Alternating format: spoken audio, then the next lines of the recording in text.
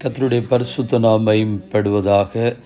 25/7/2026 சனிக்கிழமை, புதிய நாள், புதிய கால வேளைக்காய் கர்த்தர் நன்றியோடு துதிக்கிறேன், ஸ்தோத்திரிக்கிறேன். இந்த நாளுக்கான கர்த்தருடைய வார்த்தை ஆதியாகமம் 21 அதிகாரம் 1 கர்த்தர் தாம் சொல்லியிருந்தபடி சாராள் பேரில் கடாட்சமானார். கர்த்தர் தாம் உரைத்தபடியே சாராளுக்கு செய்தருளினார். Now the Lord was gracious to Sarah, as he had said, and the Lord did for Sarah what he had promised. கர்த்தருடைய நாமம் மகிமைப்படுவதாக. சொன்னதை செய்யும் தேவன் என்கிற வார்த்தைகளிலே சில நிமிடங்கள் ஆண்டவருடைய வார்த்தையை தியானித்து இந்த நாளையும் நம்மையும் கர்த்தருடைய கரத்தில் ஒப்பு கொடுப்போம். கிறிஸ்துவுக்குள் மிகவும் பிரியமானவர்களே, மனிதர்கள் சொல்லுவார்கள், பெற்றோர்கள் சொல்லுவார்கள், உறவுகள் சொல்லுவார்கள், நண்பர்கள் சொல்லுவார்கள். ஆனால் சொன்ன வார்த்தைகளை நான் அப்படி சொன்னேன் என்று சொல்லி தங்களுடைய வார்த்தைகளை மாற்றி பேசுவார்கள். அல்லாவிட்டால் இல்லாததை இருக்கிறதை போல் சொல்லுவார்கள். ஆனால் நம்முடைய ஆண்டவர் சொன்னதை செய்யும் தேவன். சொல்லாத ஒன்றையும் அவர் செய்ய மாட்டார். கர்த்தர் வார்த்தைகளிலே அந்த அளவிற்கு உண்மை உள்ளவர். இந்த வார்த்தைகளிலே நீங்கள் படிக்கும் பொழுதே தெரிந்து கொண்டிருக்க முடியும். அதில் சொல்லி இருந்தபடி, ரெண்டாவது திரும்ப சொல்லப்பட்டிருக்கும் உரைத்தபடி. என்ன சொன்னாரோ அது அப்படியே ஆண்டவர் நிறைவேற்றுகிறவராக இருக்கிறார். கர்த்தருக்கு ஸ்தோத்திரம் உண்டாகட்டும். இதை குறித்து ஒரு சில வசனங்களை வேதத்தின் மூலமாக தியானித்து நம்முடைய வாழ்க்கையிலும் ஆண்டவர் சொல்லியிருக்கிற வார்த்தைகள் நிறைவேறவும் நாம் கர்த்தருடைய கரத்தில் ஒப்பு கொடுத்து ஜெபிப்போம். யாத்திராகமம் 7 அதிகாரம் 13 சொல்லுகிறது, கர்த்தர் சொல்லியிருந்தபடி பார்வோனின் இருதயம் கடினப்பட்டது, அவர்களுக்கு செவி கொடாமற் போனான்.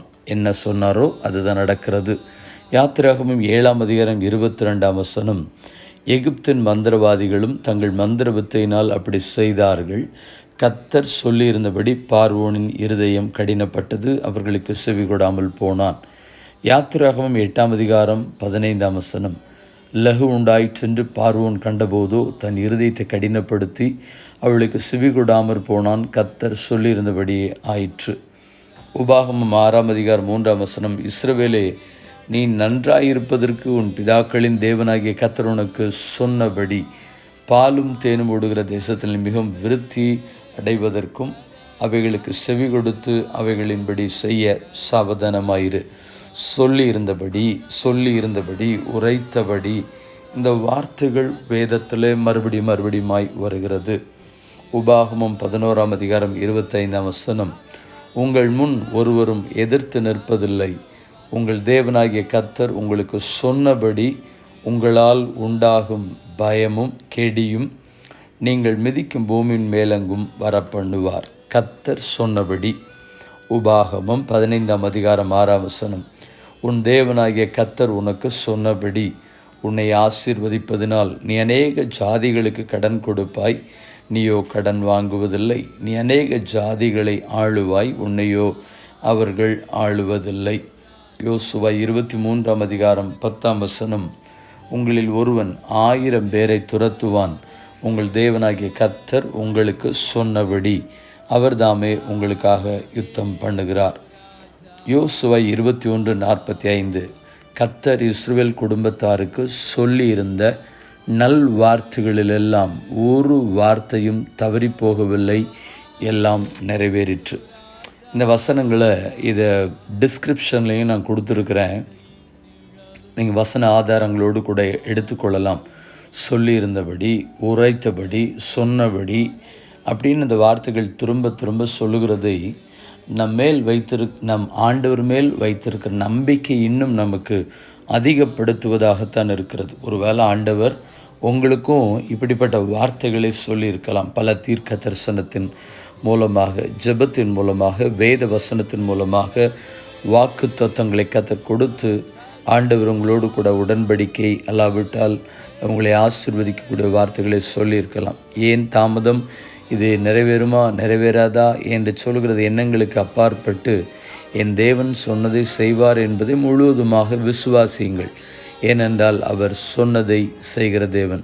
அதனால தான் பாலாக் ராஜாவுக்கு முன்பதாக பிலேயாம் சொல்லும்படி சொல்கிறார், பொய் சொல்ல அவர் ஒரு மனுஷன் அல்ல, மனம் மாற அவர் மனுபுத்திரனும் அல்ல. சொல்லியும் செய்யாதிருப்பாரோ, வசனித்தும் நிறைவேற்றாதிருப்பாரோ. நிச்சயமாக நிறைவேற்றுவார். உங்களுடைய வாழ்க்கையிலும் தேவன் சொன்ன வார்த்தைகள் அப்படி நிறைவேறும். சாராளுக்கு மாத்திரமல்ல, உங்களுக்கும் தேவன் நினைவுகளோடு கூட இருப்பார். ஜெபிப்போம். பரிசுத்தமுள்ள தேவனே, இந்த ஆசீர்வதிக்கப்பட்டதான புதிய நாள் காலவேளை, அதே நேரம் இந்த கர்த்தருக்கு ஸ்தோத்திரம். ஜூலை மாதத்தின் 4வது வாரத்தினுடைய கடைசி நாள். கர்த்தருக்கு ஸ்தோத்திரம். எங்களுடைய வாழ்க்கையிலும் அநேக வார்த்தைகள் பரிசுத்தாவின் மூலமாக சொல்லப்பட்டிருக்கிறது. தீர்க்கதரிசியின் மூலமாக, வேத வசனத்தின் மூலமாக, ஜெபத்தின் மூலமாக, வாக்கு தத்துவங்களின் மூலமாக தேவன் எங்களோடு கூட பல வார்த்தைகளை சொல்லி இருக்கிறீர், பேசி இருக்கிறீர். அந்த வார்த்தைகள் எங்கள் ஒவ்வொருடைய வாழ்க்கையிலும் இந்த ஜெபத்தை இப்பொழுது என்னோடு இணைந்து கேட்கிற வாட்ஸ்அப்பில் இந்த லிங்கை பயன்படுத்தி யூடியூப் மூலமாக யாரெல்லாம் கேட்குறாங்களோ, அதிலும் இந்த வசனங்களை யார் யாருக்கெல்லாம் ஃபார்வேர்ட் பண்ணுறாங்களோ அத்தனை பேருக்கும் அந்த வார்த்தைகளுடைய, அந்த வாக்கு தத்தங்களுடைய, தீர்க்க தரிசனமாய் சொல்லப்பட்ட வார்த்தைகளுடைய ஆசீர்வாதங்கள் பிதா, குமாரன், பரிசுத்தாவி நாமத்தினாலே நிறைவேறுவதாக. ஆணையிட்டபடி செய்வீராக, சொன்னபடி நிறைவேற்றுவீராக, உரைத்தபடி நடக்க செய்வீராக என்று சொல்லி ஜெபிக்கிறோம். எங்கள் தேவனாய் கர்த்தர் நீர்தாமே அவ்விதமாய் செய்கிறபடினால் நம்முடைய சமூகத்தில் ஜெபித்து ஜெபத்தை ஏறெடுக்கிறோம். எங்கள் பரிசுத்தமுள்ள நல்ல பிதாவே, ஆமென். வாழ்த்துக்களுடன் ஜெபங்களுடன் pastor Jebadas. WhatsApp 9345353730. May Jesus bless you all. Amen.